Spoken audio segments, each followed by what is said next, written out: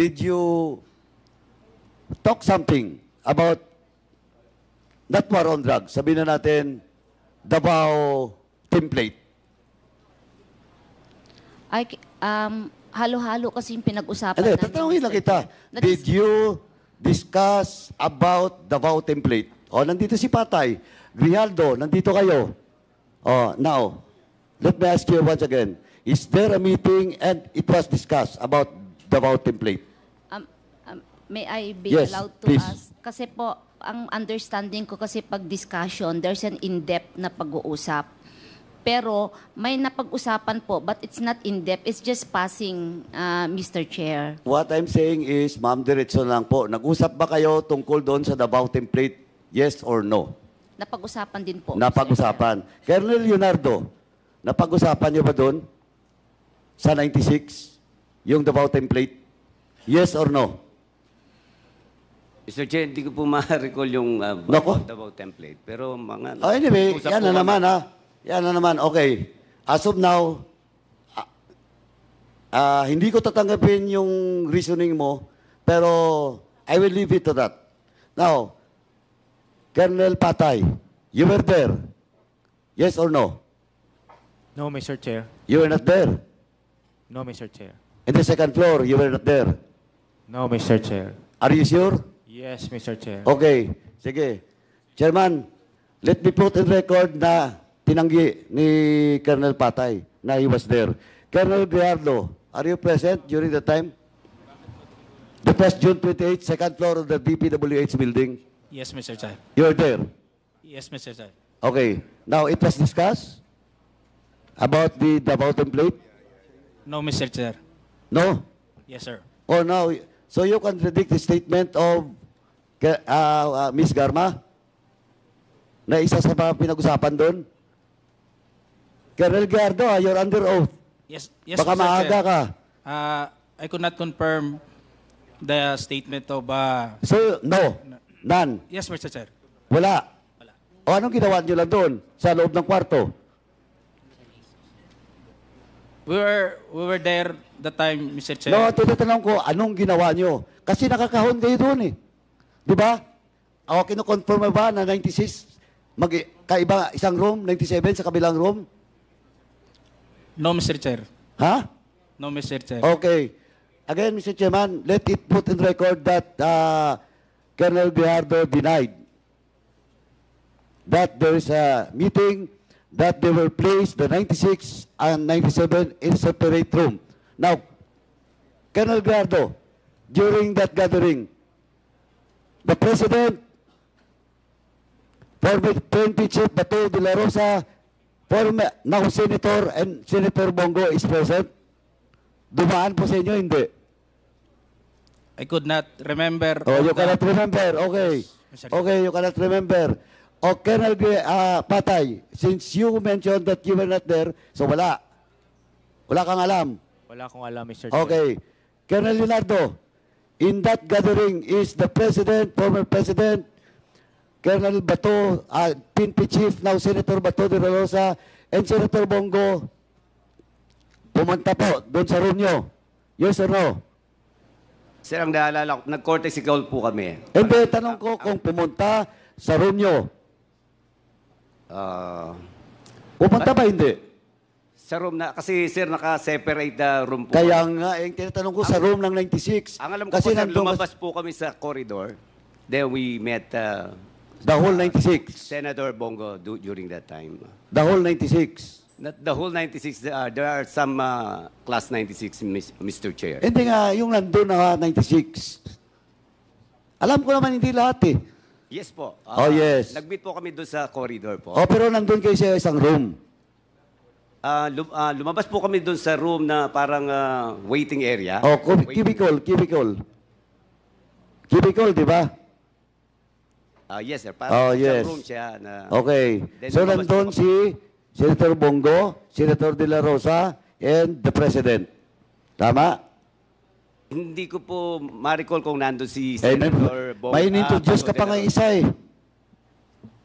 May in-introduce ka pa nga isa eh. Na, Mr. President, this is blah, blah, blah. You don't recall?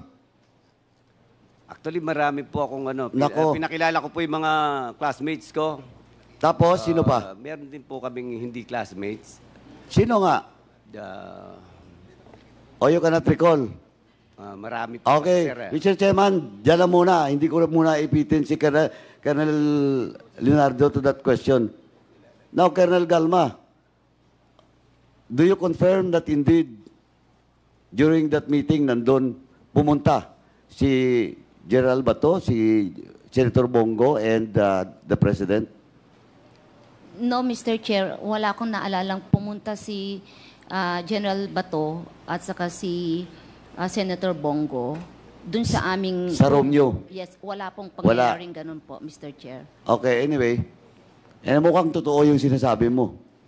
No? But sa 96, nandun. But anyway, hindi pa naman tayo tapos dyan, Colonel Leonardo. But in the next hearing, Mr. Chairman, we will invite all those named listed during that allegedly in your account courtesy call. Kasi po, nakuha na po natin ng committing to lahat ng mga assignments. Yung mga nandun, di ba, pinakuha ko ng nakaraan since 2016 onward. O, kaya nga nandito si Patay, nandito si Colonel Grijaldo. Ang next siguro, let us see sa next hearing. No? Anyway, Mr. Chairman, for now, dyan na muna ako. At least si Colonel Garma has already stated all those accounts with regards to the Picol killings and the meeting or sabi nga nila, courtesy call that happens 3 days before. And after 3 days, on more than a month, from July, then August 11, 12, 13, and it was on record that in the 3 jail or correctional, doon po sa The Picol, doon sa Leyte, and doon sa Parañaque, nangyari lahat yung mga pagpapatay. And that includes yung grenade throwing doon sa Parañaque. In that 3 fateful day, magkasunod po. And marami na po nangyari. Well, in fact, dito ngayon, hawak din namin yung records of all the killings that happens doon po sa Bureau of Jail and Management and Penology naman with regards to in relation to the drug killings. So by now, Mr. Chairman, that's all for now. Mr. Chair, Okay, thank you, Congressman Paduano. Yes, Congressman Ako, may I just ask some questions for clarification? please proceed. Thank you, Mr. Chair. Madam Garma, you confirmed that in June 28 of 2016, nag-meeting kayo ng mga kaklase mo in Davao City sa DPWH office, second floor. You confirm that? Yes, Mr. Chair, we met there, sir. Yes. And would you confirm na ikaw ang tumawag po ng meeting na yun doon ng mga klase mo? I cannot recall, Mr. Chair, kasi may ibang classmate ako na napadaan din doon. And then, gusto nila magpa-picture. So, sabi ko, pwede naman siguro, Mr. Magpa-picture. Chair. Kanino? Sa presidente po, Mr. Chair. Okay. But you confirm, in the line of interpellation of the Honorable Paduano, na nagkaroon kayo ng meeting doon po sa Davao on June 28. Tama po? We met, Mr. Chair. Yes. Inamin mo nga nung last na hearing eh. Yes po. The minutes of the last hearing would bear that out. Tinanong din ni Honorable Paduano kung ang pinag-usapan ninyo ay tungkol po doon sa Davao template. Napag-usapan po kasi halo-halo na po yung Okay. pinag-uusapan po namin, Mr. Thank Chair. you po. So that is how much or what you can admit as of now. Yan na po yung maalala Okay, ko rin thank po. you. Mr. Chair, the plan was set from the very beginning Tumawag si Colonel Leonardo kay Colonel Mendoza, sinabihan siya na may operation, and then si Colonel Mendoza, kinontak naman si Nelson Mariano, and then itong si Nelson Mariano, kinontak naman yung Loloy na hitman, at saka nag-usap sila ni Tox na tao ni Colonel Garma. And then on July 30, 2020, nangyari na po yung pagpatay o pagpaslang kay General Barayuga, kung saan nakita po natin sa video, 2 beses na po pinalabas. Pagkatapos ng insidente, Colonel Mendoza, pagkatapos pagpaslang, ano na po ang sunod na nangyari? Sinong tumawag sa iyo? Tumawag po sa akin si Sir Leonardo na may binibigay po daw na pabuya si Ma'am Garma. Tumawag sa iyo si Colonel Leonardo na sinasabing meron ng 300,000 pesos para ibayad dun sa hitman na nagpaslang kay General Barayuga. Yung po Opo. ba ang sinasabi nyo? Opo, Your Honor. So sinong tumanggap ng 300,000? Si Nelson Mariano po. Sinong nagbigay ng 300,000 sa iyo, Nelson? Si Tox po. Si Tox. Pagkatanggap mo ng 300,000 pesos, ano na ang ginawa ninyo doon sa 300,000 pesos? Tinago ko po yung 60, binigay ko kay Colonel Santi yung 40. Yung 200 binigay ko kay Loloy sa Santa Mesa. Itong si Tox, kung makikita ninyo, ay makikilala pa ba ninyo? Opo. Mr. Chair, since we already have the picture of this Tox, who is allegedly a person of interest, dahil ito ang nag-contact kay Nelson Mariano, nagbigay ng order na patayin si General Barayuga, at ito rin po ang nagbigay ng pera na 300,000 pesos. Mr. Chair, I just would like to point out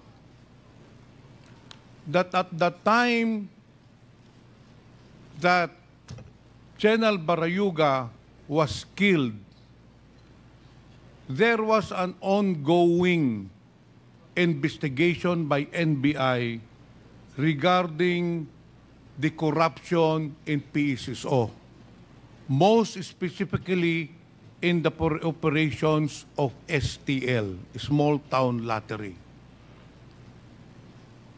In fact, bago po siya napatay, itong si General Barayuga, according to NBI officer in charge, Eric Distor, General Barayuga was prepared with all the documents, and in fact, he was prepared to testify against the corruption and illegal practices in PCSO.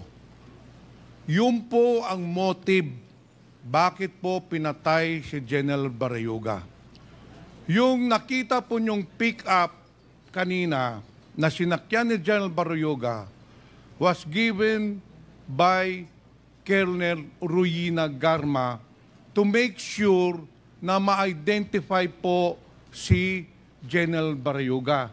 Kasi si General Barayuga, wala hong sasakyan yun. Kaya mahirap po i-surveillance dahil walang routinary procedure. Kaya binagyan po ni Colonel Garma ng bagong pick-up si General Barayuga. Yun kasi ang binigay na impormasyon niya kay Nelson Mariano. Pati ang plate number, description sa araw ng pagpaslang.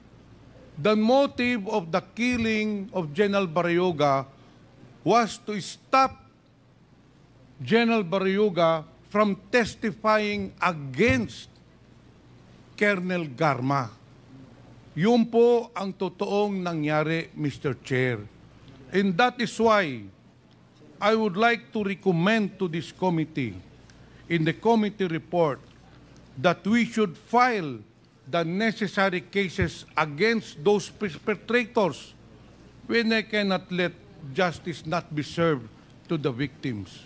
Mr. Chair, Colonel Eudina Garma has been involved in the different killings all over the country.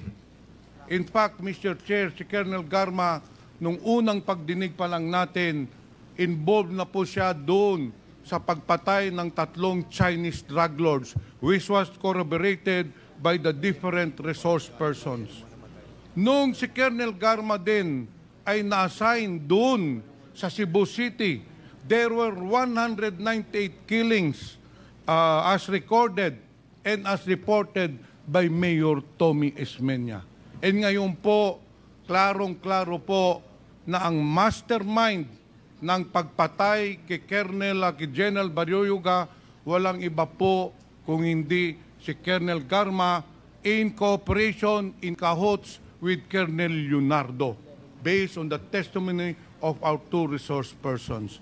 Mr. Chair, Colonel Garma is a woman disguised as a meek lamb, but deep inside her, she is a ruthless killer, killing without mercy innocent people, killing without remorse innocent victims, especially on the war on drugs. Kaya, Mr. Chair, I appeal that we should include in the committee report to file murder charges against Colonel Garma and Colonel Leonardo. Thank you, Mr. Chair.